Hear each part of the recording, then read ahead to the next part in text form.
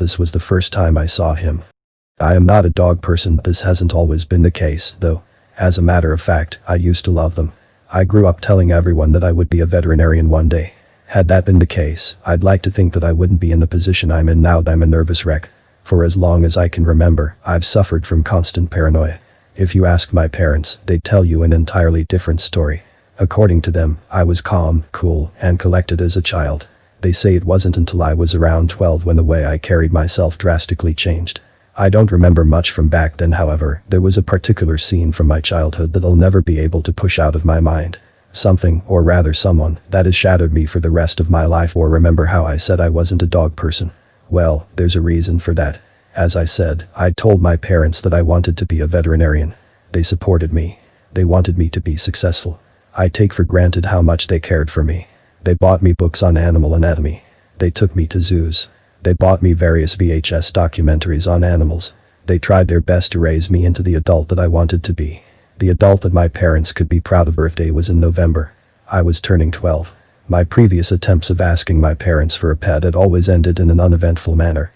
They would always say I wasn't old enough, that I wasn't prepared for the responsibility of looking after a living, breathing animal. I was set to prove them wrong. This year, I was fucking 12.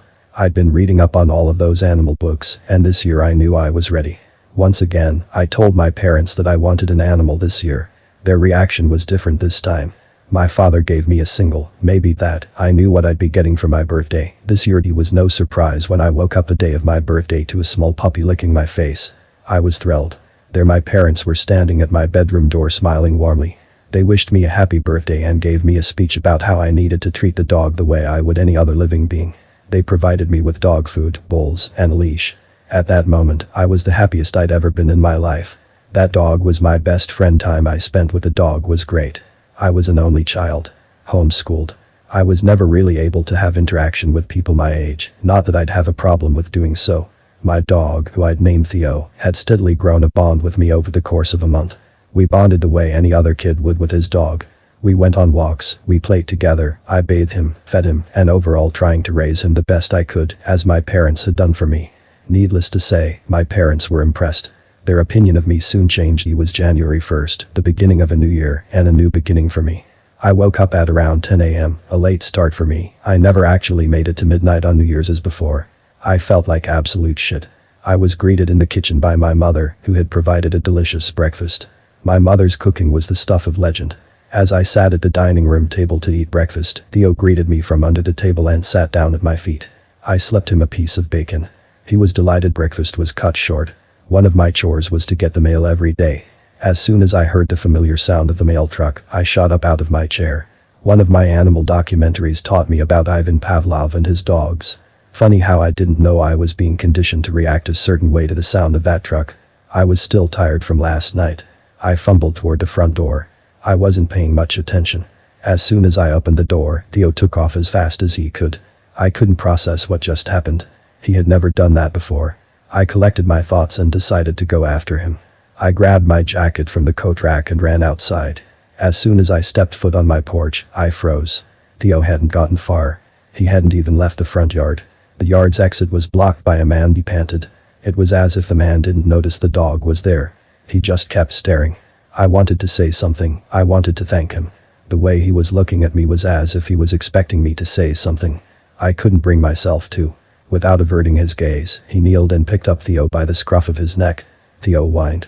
I wanted to tell him to put down my dog, but again, I couldn't. I simply couldn't think of appropriate words. My mind was all in a jumble. I couldn't move, and I couldn't think straight.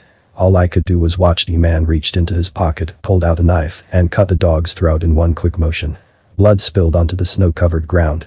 He held the dog in the air for a few seconds, letting Theo's blood form a puddle underneath him. The man then simply let go. Theo fell with a light crunch onto the reddened snow. Again, the man's gaze did not leave mine. He dropped the knife to the ground and merely walked away. It wasn't until he was completely out of sight when I could move again. I made my way over to Theo's garbling corpse and stood over him. I wanted to cry, but couldn't shed a single tear. Mother emerged from the house, surely wondering why getting the mail was taking so long. I don't blame her for screaming. She saw me standing over the mangled corpse of Theo, knife on the ground. It didn't take a genius to put two and two together. The scene described its aftermath of the first occurrence this man. Following months, my parents had forced me into seeing a psychiatrist.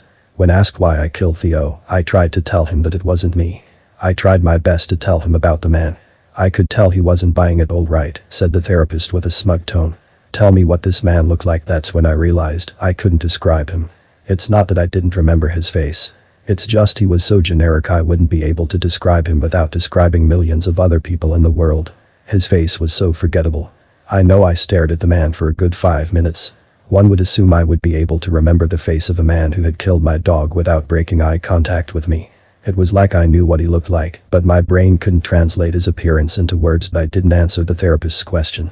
I simply slumped into my chair. Throughout my entire life, this man has popped up on multiple occasions.